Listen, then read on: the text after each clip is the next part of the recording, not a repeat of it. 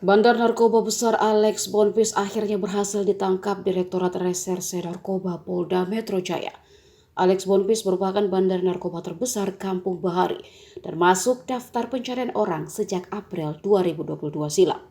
Alex Bonfils ditangkap pada Senin 16 Januari malam kemarin di luar Jakarta. Alex Bonfils sempat dikabarkan menjadi salah satu orang yang menerima penjualan narkoba jenis sabu yang turut melibatkan perwira tinggi Polri Irjen Teddy Minahasa.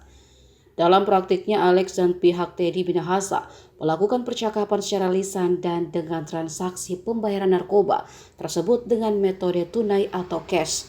Sosok Alex Bonfils yang merupakan bandar sabu kelas kakak paling dicari polisi.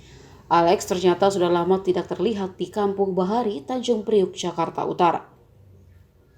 Warga di Kampung Bahari terutama di RW 07, Kelurahan Tanjung Priuk mengklaim bahwa Alex Bonfils setidaknya belum pulang ke rumah orang tuanya dalam kurun waktu 2 tahun alias 2 kali Lebaran Idul Fitri.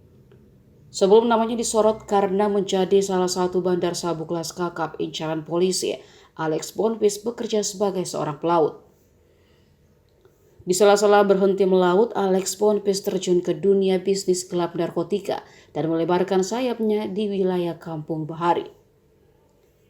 Alex Bonfils adalah bandar besar yang harus dibekuk, apalagi yang bersangkutan merupakan pemain sindikat sabu yang jaringannya nasional alias antar pulau.